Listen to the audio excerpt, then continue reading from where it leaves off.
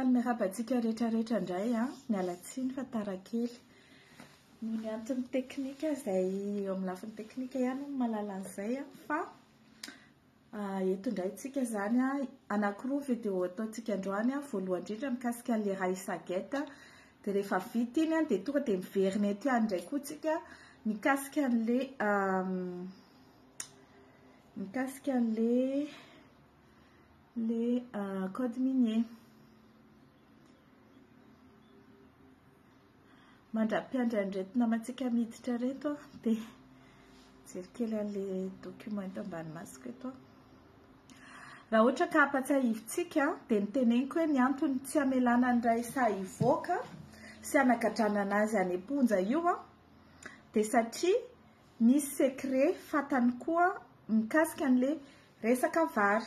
Fa mbola ho resako aloha le resaka corruption ao anatin'ny fonja, dia avy eo iresantsika koa le resaka vary. Amin'ilay corruption ao anatin'ny fonja dia izao zany zavatra vaovao a, enina emaly ary dia tena nahagaga mihitsy sy natalanjona.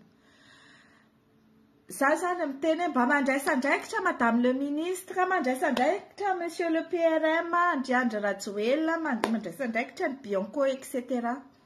Inona zavatra mitranga? Tonga dia nahazo taratasy ny mpitsara rehetra era Madagasikara nalefa ny CSM na ny Conseil supérieur de la magistrature. Izany CSM zany tompoko dia migere ny carrière ny magistrat. Ny mahagaga zany dia izay ny atao hoe any amin'ny tsy mivonto ny manaintaina. Fa angamo ireo mpitsara rehetra era Madagasikara sy ao Antananarivo no nanao ny adalana nataony resan'ny Raissa, olona anankiroa eny voatonony. Dia fa maninona no ny mpitsara rehetra no mahazo lettre avy any amin'ny CSM hoe vous êtes tenu à l'obligation de réserve et vous rappelle que vous ne pouvez pas intervenir sur les réseaux sociaux.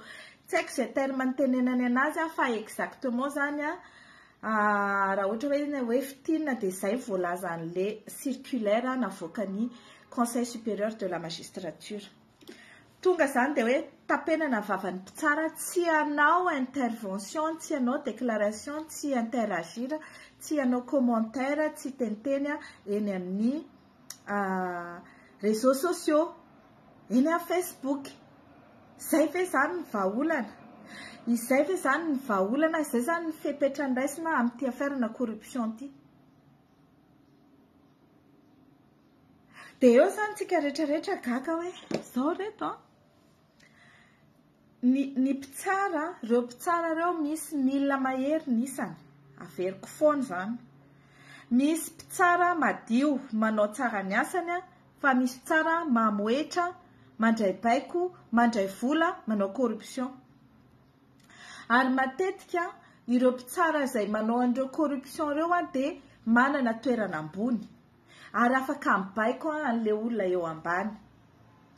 Dia ireo mpitsara manana toerana ambony afaka mibaiko ny eo ambany ireo no manao ny abus, manimba le fitsarana iray manontolo. Dia rehefa hoe tratra zareo dia ny mpitsara rehetrarehetra no ampanginina. Hatramin'ny SMM zao mangina, tsy haiko hoe matahotra antson'izay koa ny SMM sa complice sa hoe ahoana. Satria za zany mba niandro hoe mba inona zany mba intervention ny SMM, satria fantatro hoe efa nanao fanadihadiana koa izy à son niveau ny président ny SMM. Fantatro fa tokony mba mivory, mba mifampiresaka koa ny mpikambana ao anatin'ny SMM manoloana an'izao zavatra satria tena mamoetra ny reto izany zavatra izany. Corruption be ohatra ny dia personne ne dit rien, personne ne fait rien. Za rery ny sarotiny eto. Za mbola mamerina ihany, misy resaka hoe nanome 2,5 milliards le olona. Misy resaka hoe notakiana 5 milliards le olona. Na marina izany na tsy marina, tsy azo tsinontsino avina ohatrao satria misy enregistrement marobe, misy témoin marobe, misy olona marobe azo anaovana fanadihadiana. Tsy azonao atao hoe akisaka fotsiny ohatr'izao dans le revers de la main hoe tsisy zany, tsisy an'izany, tsy marina zany, sy azo mitondra profo izy. iza malagasy nanao corruption ka navita nitazona pirofo kaloha rehefa avy eo fa misy mianja fa kaloha rehefa avy eo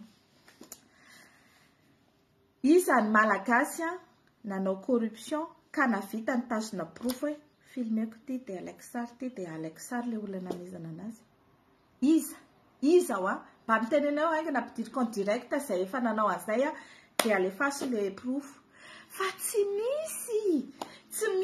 misy nafaka nanao an'izany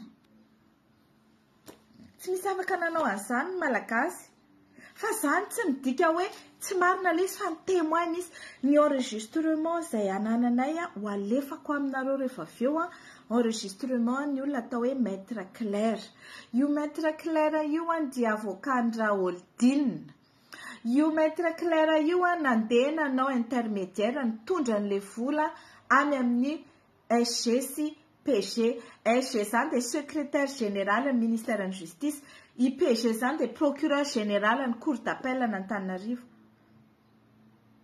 maninona tompoko ny tsy ampanatsoina le maître Claire maninona tompoko no tsy antanina izy ahoana tsara mifandena fa izy no nitondra n'io vola izy no nomenan'io maninona tsy ampanatsoinareo mahiny vadiny Raisa maître Alain izay nifampiresaka tamin'ny PG nandeha naraka ny vidy poketra sy kiraro taminazy teny amin'ny La City asa raha henonareo izay resaka izay nandeha nividy kiraro sa poketra tsy haiko inona teny zareo teny amin'ny La City zareo de niresaka an'io vola 5 milliards io ka maninona zay zavatra zany no tsy atao nefa teneko anareo misy reo mpitsara madinika manao kolikoly any amin'ny faritany any nisy tany fianaratsoa corruption na 200 000 ariary 1 million de francs tsy miaro an'le mpitsara rehefa kolikoly na be na kely de tsy mety fa kosa zany rehefa 1 milliard miakatra le izy de tsy andraisana fepetra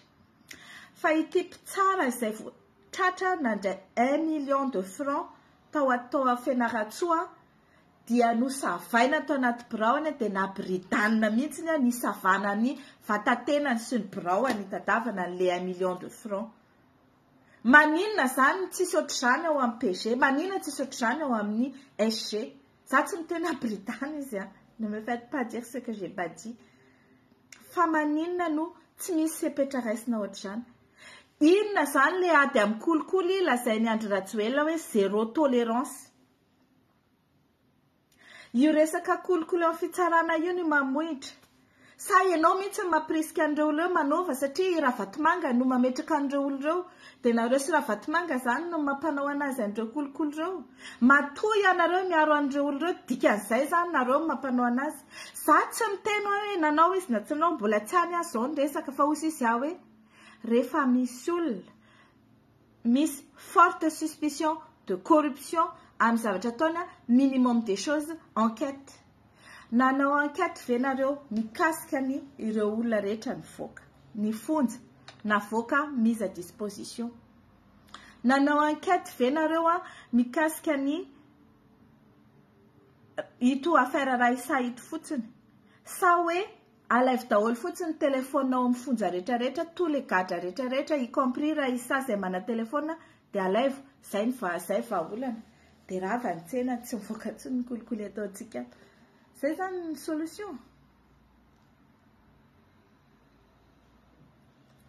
solution an'le izy fa za zany de mbola miteny io fitsarana io misy manao kolikoly ao amin'ny fonja misy mamoaka gadra tsakijana ny gadra izay mbola tsy voatsara nefa mahazo mise à disposition de tsy nohony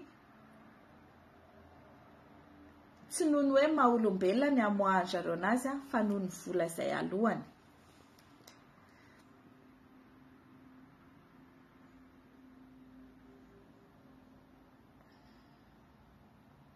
de rehefa hita le izy hoe misy mivoaka misy mifoita le zavatra tao mivoaka ohatran'izao vakibatsilana misy zavatra mitrango ao de nareo ve de mieritreritra hoe adala daholo zany ireo Madagasikara ireo malagasy ireo de adala daholo zany ireo mpitsara ireo de mieritreritra hoe tsisy toy an'le izy tsisy anao misy de borikeo any na asefo mangina koa io fanirisoa io. Zavy ampanginareo. La seule chose ampanginana dia mivoaka eto amin'ity Facebook, amin'ny gazety, amin'ny télé hoe nataony Bianco enquête daholo secrétaire général ministère en justice, ny procureur général ny cour d'appel Antananarivo Bertina, ny avocat atao hoe maître Claire any Raoldina, i Raoldina, i chef tata, i izako Vatingaisa sy izay olona rehetra de près ou de loin nanao intermédiaire tamin'io. Zay za vao mangina. Rehefa vita zay mangina za mandeha miresaka fifidianana indray tsika sy resaka politika. Fa pour l'instant aloha tsy ekena io corruption io satria io corruption io no mahatonga ny fifidianana ao amintsika fenosoka. Io corruption io mahatonga antsika tsy misy vary fa vary efa mahatratra 4000 ariary izao ny vary. Io corruption io mahatonga ny PPN lafo be. Io corruption io mahatonga antsika malagasy karamaina amin'ny ariary 38 euros de 38 euros par mois manao télé ina moa ny anaran'ity manao téléconseiller. Io kolikoly io io corruption io no mahatonga antsika rehetra matahotra fitsarana dia voatery manao corruption mba handresy na mba tsy ho resy eo amin'ny fitsarana. Io corruption io mahatonga antsika rehetra tsisy mivoatra fa ao eo Madagasikara ao dia ao manitra velona daholo fa diranovana. Nefa ao anatin'ny firenentsika feno arena, feno zavatra, feno olona asa be dia be azo atao, misy rano, misy jiro, misy énergie azo ampiasaina, kanefa noho ny corruption dia io tapaka ny jiro, tapaka ny rano, lafo be ny méga. Ny nareo zao méga, tsisy méga ny olona giga. Ny ty andafy ety ny reto farafakely ny 20 giga ny abonnement sy ny telefony. Ny any amintsika méga, dikan'izay zany méga kely no andeha anaovana connexion noho ny corruption. Manao corruption mpitondra ny fournisseur na internet dia voatery any amin'ny vidiny méga anareo izy no manao retour d'investissement. Ça c'est une autre histoire. Fa ny hatreto aloha dia miteny hoe inona nitoy an'ity zavatra ty fa tsy azo avelavela fotsiny amin'izao, tsy azo avelavela fotsiny amin'izao io. Fa maninona no avela fotsiny amin'izao? Vao misy olona hoe mitady inona moa ty? Nanaratsiratsy ny PM hony. Nanaratsiratsy ny PM hony nandeha namoaka ny sarin'ny PM sy tsy haiko ny resaka momba ny PM zao nanabevoka olona. Tonga dia nigady. Nisy olona nandoro pneu le nitako hoe avoay beritsy, tonga dia nigady. Nisy olona niteny hoe ireo limersia no naniraka anay andoro pneu. Tsy fantatra ao akory na misy proof na tsisy proof fa hoe le olona niteny hoe izahay dia nirahan'ireo limersia handoro pneu. Tonga dia migadra any zao efa ho efatra taona, efa ho tapitra 44 mois dia mbola nampiana indray. Maninona reny olo reny no migadra any? Misy olona natratrarana vola 5 milliards nateriny Florence zay olona Andravatomanga. Io Florence io akoatrin'ny izay fifandraisana hafa tsy fantatro. Io Florence io manatitra vola ho amin'ny Paul Rafanoarana, tonga dia migadra Paul Rafanoarana. Zany hoe ny fitazomana vola zany dia heloka ao Madagasikara. Maninona zany no tsy misy fanadihadiana akory ty zavatra ty nefa io vola nomeny Raisa io dia voalaza ny mazava tsara. Sa hoe rehefa Raisa zany amin'ny témoigner dia hoe shi asa mino ny zavatra teneniny. Ohatran'ny amin'ilay resaka vary. Eto ambany masoko eto zao kay moa zany izy ty nisy fitoriana efa nalefa tany amin'ny présidence tamin'ny 13 août 2020. Ataoko alehibe azoko be ty. Io ve hitanareo Touliara, 13 août 2020, à son Excellence, Monsieur le Président de la République de Madagascar. Mivadika ilay soratra fa tsika mamaky fitaratra daholo. Tamin'io 13 août 2020 io zany a, no nanoratra tany amin'ny filohan'ny Repoblika i Raissa milaza fa ovakiko le izy. Compte rendu, exécution de décision de justice, ordonnance sur requête numéro 340 nanana et ordonnance de référé à bref délai numéro 5672. J'ai respectueux son excellence. J'ai respectueusement l'honneur de vous adresser la présente à titre de compte rendu par rapport à l'exécution des décisions de justice énumérées supra-attuléaires. Que la société Asian Trade Finance Fund est la créancière de société Phoenix Global DMMC, Phoenix Commodity PVT Limited, d'un montant de 44 740 917,77 $. 44 740 000 $, correspondant au fonds d'investissement qu'elle a accordé à la société Phoenix Global DMMC, Phoenix Commodity PVT Limited, pour l'exportation de marchandises de première nécessité. La VAP fatwa de Tigatigan, quoi. Que plusieurs expéditions ont été envoyées à Madagascar, que la société Phoenix Global a été mise en liquidation et a décidé de fermer ses portes, que la banque est victime de manœuvres frauduleuses d'une grande envergure, qu'une réclamation a été effectuée, qu'un contrat d'affectation de marchandises a été signé,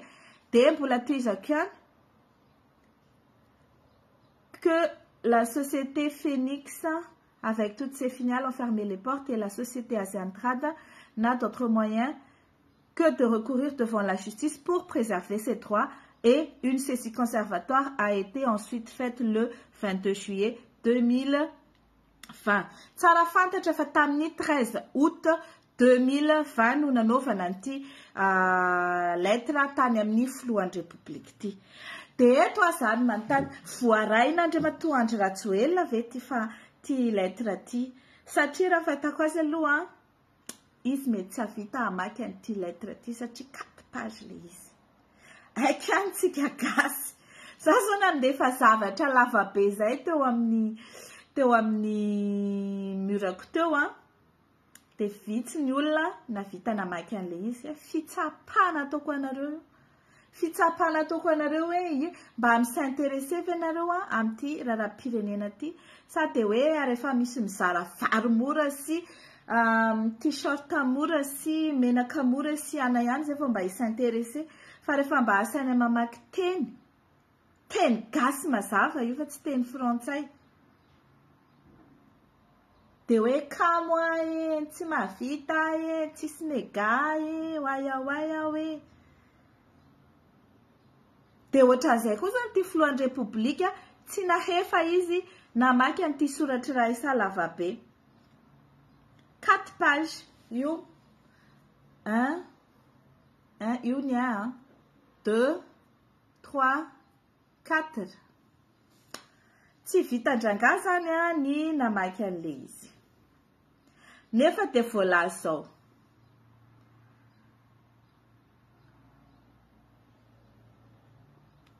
Zao zany voalaza zao.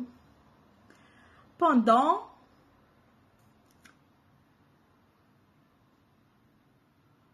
voalohany indrindra aloha zavatra telo ny tranga. Une saisie conservatoire a été faite le 22 juillet 2020 à l'encontre de la société Phoenix suivant ordonnance de requête sur requête et décision du tribunal de commerce d'Antananarivo.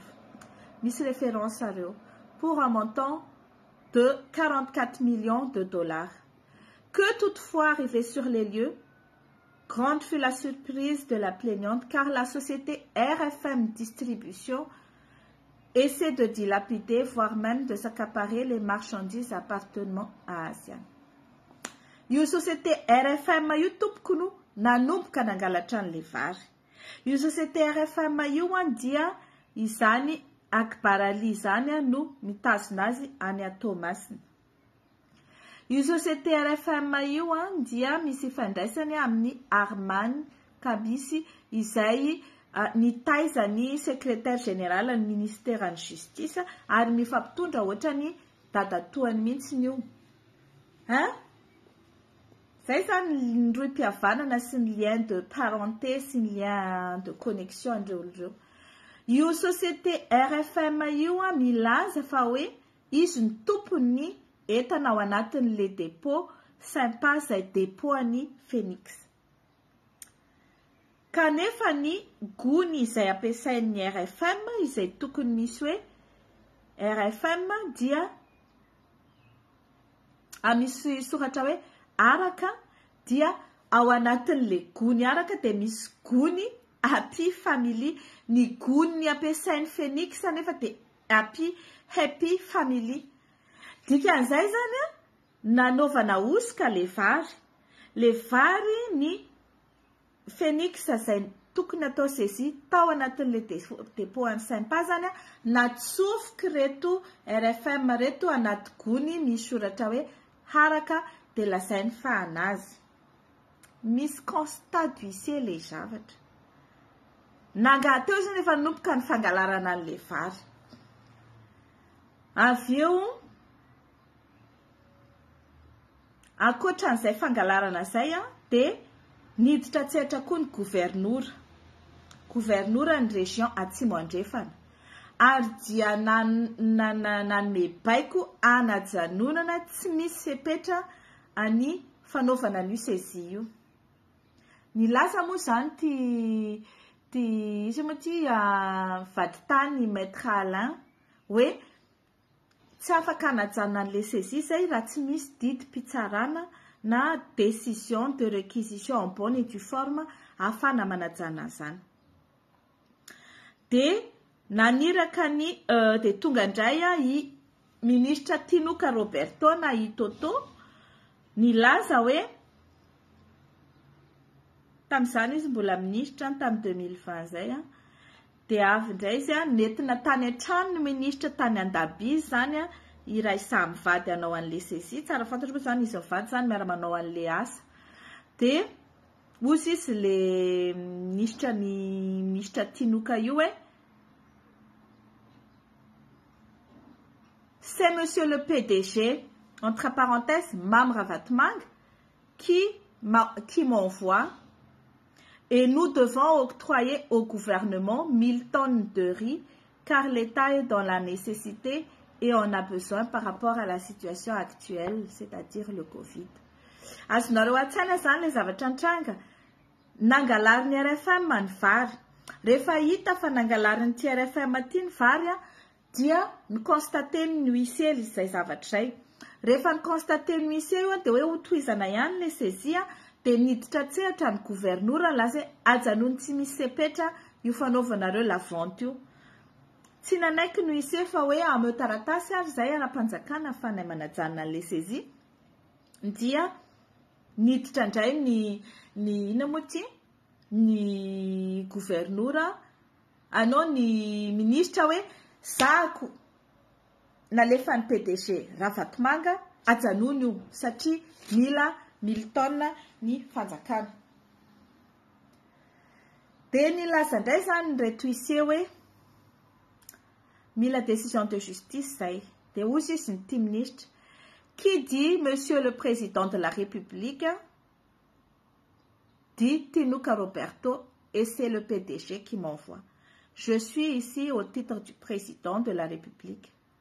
Si vous ne coopérez pas, vous allez affaire à moi. Raha atao amin'ny teny gasy zany satria tsy rehefa amin'ny teny gasy nanaovana an'izay raha ohatra nareo ka tsy i-coopérer aminay anome an'izay 1000 tonnes zay dia ho hitanareo ny azo anareo satria tsy mety miady amin'ny gouvernement. Zay zany ny teneny. De toute manière aussi izy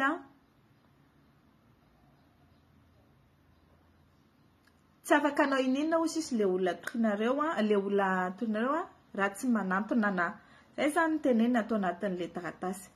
De rehefa avy eo nametraka fitoriana compte rendu moa zany tany amin'ny Bianco, nametraka doléance tany amin'ny Bianco i Raissa mivady hoe misy zavatra ohatr'izao ataon'ny gouvernora sy ministra anay tsy hitanay zay atao.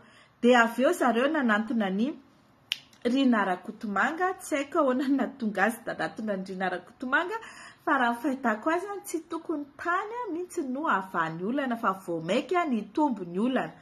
Rehefa nanantona ny Rina Rakotomanga ary zareo tao amin'ny présidence tamin'izany izy directeur de communication, de nilaza Rina Rakotomanga hoe bon anoy an'le négociation zay nataonareo tamin'ny Tinoka, ministra Tinoka zany dia ameko taratasy ara-panjakana ianareo izay réquisition en bonne et due forme de 4500 tonnes de riz plus 1000 tonnes de riz omenareo à titre gracieux, à titre gratuit, à titre de donation. Hitanareo le fanavoaka koa iny zay réquisition zay. De ozy izy eto koa zany mahafantatra fisiny ty taratasy ty ve Andriamatoa filohan'ny Repoblika Andrinirina Rajoelina, sa izy tsy mahay mamaky teny, sa izy tsy nampahafantariny ty directeur de communication ty an'izao zavatra zao. Tsy sûr an'izany fa raha ohatra izy ka filohan'ny Repoblika dia tokony ho fantany daholo ny zavatra rehetrarehetra mitranga ao ary indrindra efa nanantona anazy daholo ny olona rehetrarehetra protagoniste tamin'io histoire io. Fa matoa izy nanomboka tamin'ny 2020 ka hatramin'izao tsika miteny zao tsy niteny, tsy nivolana, tsy nikoaka, dikan'izay izy mpiray tsy kombakomba. Satria nety taminazy le izy nalaina ny vary 4500 tonnes, nalaina ny vary 4500 tonnes, nampy 1000 tonnes nomena ny Tinoka, dia nozaraina ny sasany mody nomena vary amin'ny sachet ny tany Toliara. Azonareo an-tsaina vary nangalarina mbola natao tamin'ny sachet no nomena n'ireo olona kere any Toliara.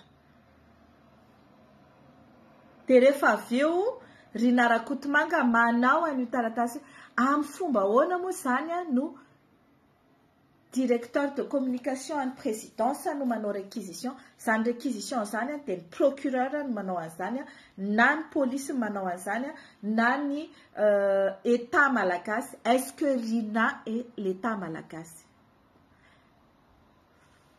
Any ny fanontaniana. Izany ny atao hoe trafic d'influence, izany ny atao hoe corruption, izany ny atao hoe abus de fonction ao anatin'ny infraction de corruption et assimilé daholo zany ho an'izay te hianatra lesona.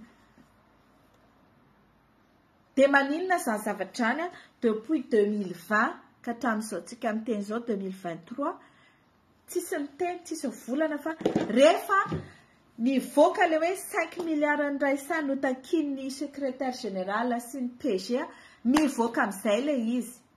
Zay ve zany ny antony tena hoe nanenjena anazy io, satria izy zany ao anatin'io vary io dia zareo manko milaza hoe Raissa mihinana le vola sy le vary.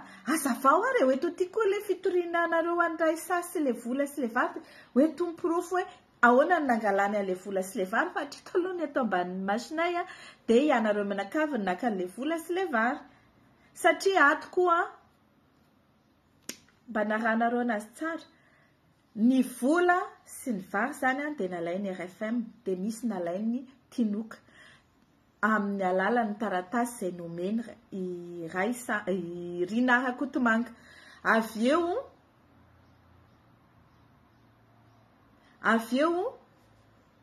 natoizana ihany ny lavanty ary tena dia vita zany lavanty zany. Dia nisy vola izay nomena any le tompony le olona izay nirahany le banque asiana anao an'le saisie, dia ka ty le olona nirahany le banque asiana ty koa nanodina vola. Dia ozy izy tamin'ireto mpivady reto hoe nisy vola sasany dia mila alefantsika avy hatrany any an-dafy. Ka mba ahafahantsika mandefa lizy any an-dafy dia tsy afaka mandalo banque centrale io fa ataontsika arotsakitsika any amin'ny karana. Dia ireo karana ireo no mandefa lizy any an-dafy any. Ok, ozy izy koa reto. Dia ny chèque zany no menany zany Moustapha Iridji. Io le chèque. Mbola publié que daholo rehefa avy eo fa io aloha le chèque. Io zany le chèque. Moustapha Iridji d'un montant de 5,265,000,000 ariary équivalent à 1,300,000 dollars io.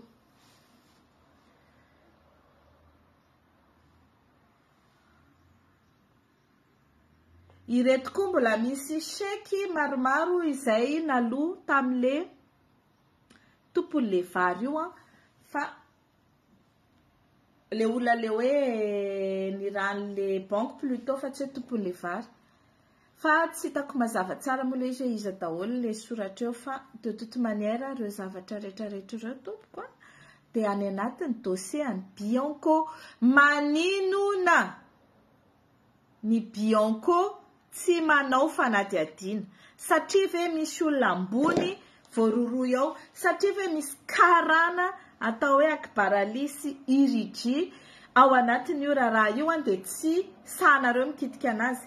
Fa rehefa gasy kely ery any tonga dia tifirinareo faty mihitsy rehefa hoe gasy mpanao kidnapping, gasy mpamaky trano. Tsy miaro an'ilay gasy mpanao kidnapping sy mpamaky trano fa hoe ireny zany tonga dia tifirinareo papafa maty.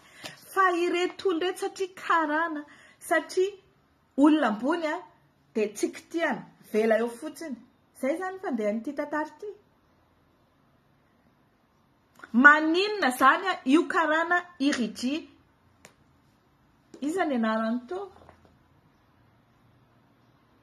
Moustapha Iridji io tsy enquêté ao anatin'izao.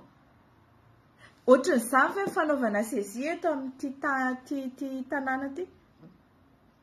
Ohatran'izany ve fanaovana saisie eto hoe rehefa misy vola dia alefa ary dia alefa ary. Misy olona tantaraiko anareo ny enquêté-ny Bianco satria avy aty an-dafy aty izy nandefa vola tany Madagasikara hividanana tany na 300 millions.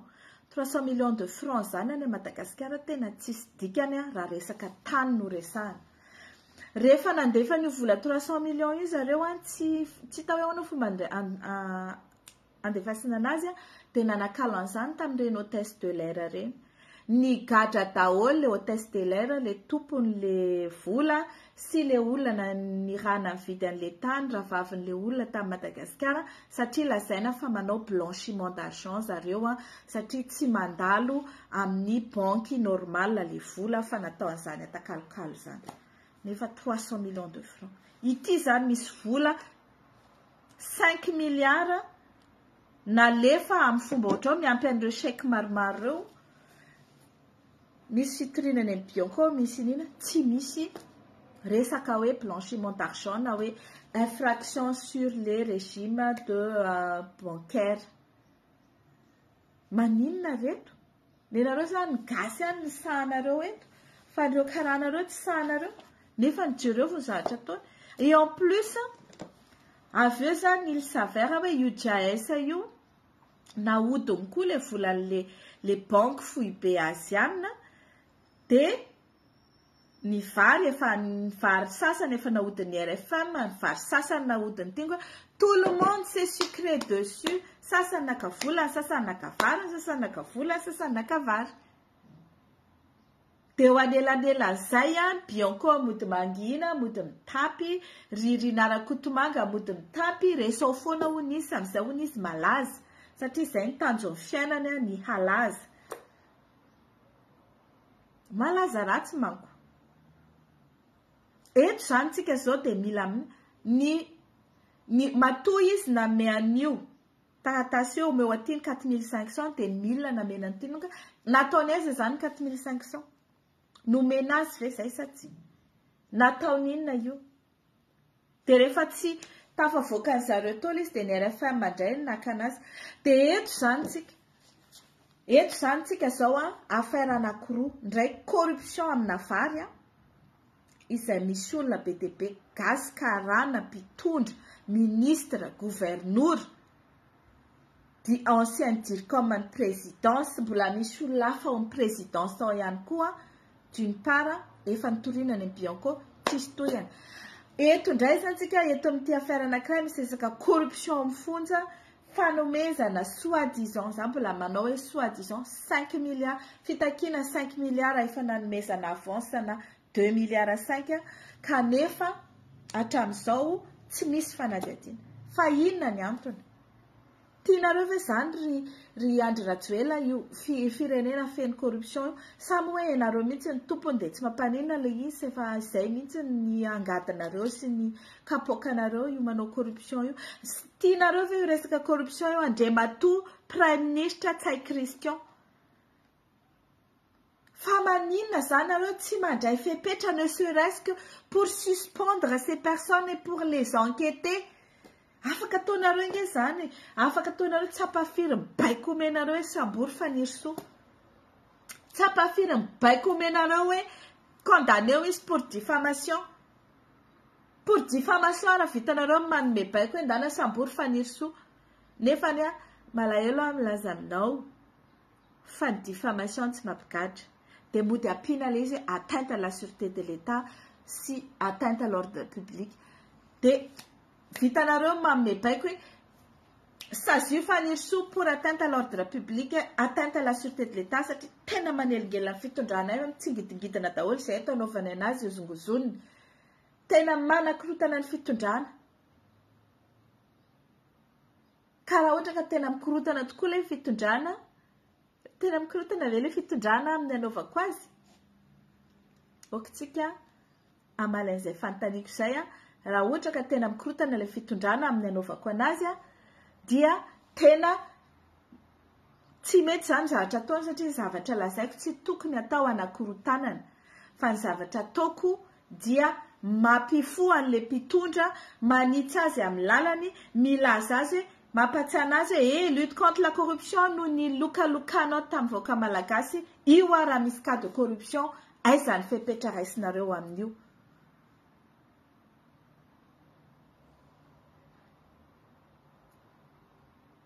amin'izao zany dia miandritsika fa satria averiko ny fepetra le seul fepetra ndraisin zareo dia anankiroa nanala ny telefona rehetrarehetra ao am-ponja hoe tsy misy mahazo miresaka amin'olona nivelantsony reo voafonja tsy mahazo mampitra telefona sy ny nampitahotra tonga dia nampiororona ny mpitsara rehetra raha Madagasikara tsy mahazo manao réseaux sociaux tsy mahazo manao Facebook izay manao Facebook eo dia manao violation de l'obligation de réserve ka mety hiakatra kodisy zany hoe terena hangina zany le mpitsara sasany mety mba matsiaro tena hoe andray kosa zay zany mandray baiko foana eto izahay zany mampiditra olona ny amponja dia zareo ao ambony eo zany mahazo vola fotsiny avany na mahazo ny tombontsoany avany amin'ny Mandravatomanga na zareo maka volany amin'ny olona any dia izahay mena baiko hoe borikeo io resaka io ohatra nyity resaka vary ity borikeo any io tonga dia classé sans suite na azasiana MD le olona nefa zareo manambola maka vola amin'ny olona mba hafantatrareo moa fa reo mpitsara reo ane marobe no mbola miresaka amiko ary miteny hoe miandry top fotsiny izy miandry top fotsiny efa andrasan'ireo mpitsara reo amin'ny kendritoanareo fa andro séjour hitrotra dia miandry fotsiny zareo le jour ho atongavany dossier anareo mpitondra sy anareo lehibe manitsakitsaka ny zony sy manapotsipotra an'zareo hoe pour la moindre des choses de codis pour la moindre des choses de affecté pour la moindre des choses de lasa ianao ary amin'ny garage lasa ianao ary Tsiombe lasa ianao any Kongo ireo mpitsara reo miambina anareo amin'ny tournant x io tsy olona anankiray fa misy mpitsara efa manjatonjatony hoe miandry anareo fotsiny hoe anareo zao fa rehefa tonga eo koa ny fotoana ka tonga taminay ny dosie anareo tsisy afaka anome baiko anay intsony hoe aza tao an'izany io.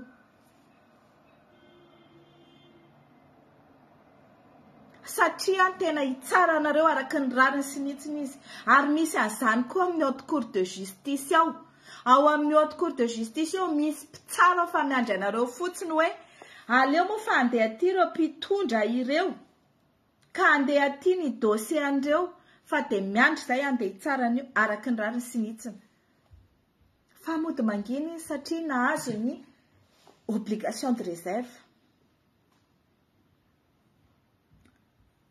Nahazo ny obligation de réserve izy hoe mangina kombony ny vava de eny tompoko mangina matahotrako matahotra satria nahoana ry manam-pahefana mihetraketraka ry manana place satria napetraky ny mamy Ravatomanga ry zareo tsy maintsy hoe mandalo ao mamy Ravatomanga vao mahazo toerana.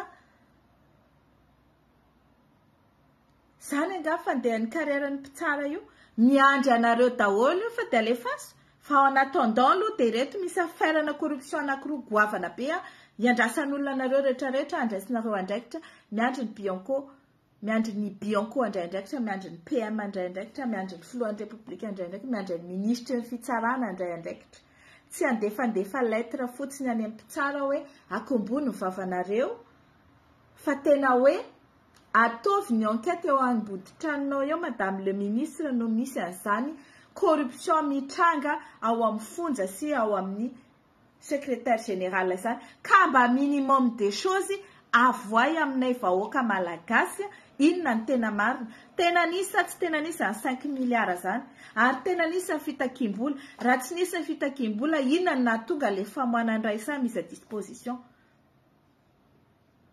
Raha tsy nisy ny fitakim-bola inona ny nahatonga ny chef tata nanao an'iny enregistrement iny zay lazaina fa zany nampanao anazy. Zany chef tata zany sady tsy fantatro na tarena abika na inona amin'ny fomba ahoana ny andeha anirako anazy andana enregistreo raha isa fa izy nahazo baiko tamin'ny SG hoe enregistreo raha isa koa ahoana no inona ny idirako amin'izany de ahoana ny ilazana hoe tsy existe le zavatra. De izao zany zay rehetrarehetra satria izay manko tia raha tiana mihitsy hoe zavatra mandeha tao Facebook mila izahay valiny hoentinareo madame le ministre ahoana fandehan'io raharaha io ary mila izahay fandraisana fanapahan-kevitra mikasika an'io raharaha io y compris ity resaka vary alatra nangalarina dia natao ina ty vary mora ity nangalarina de misy vola nahodikotina ao anatiny. Zay zany ny androany mikasika an'ity raha isagety ity fa de mbola ho toizantsika foana io satria zao hoe za zao mbola manam-potoana kely de ataoko le izy fa zay ny androany de misaotra antsika rehetrarehetra nanaraka de rehefa avy eo tsika dans 10-15 minutes ihany de efa miverina eto iresaka momba an'le code minier. Zay ara fa de misaotra betsaka de à tout de suite.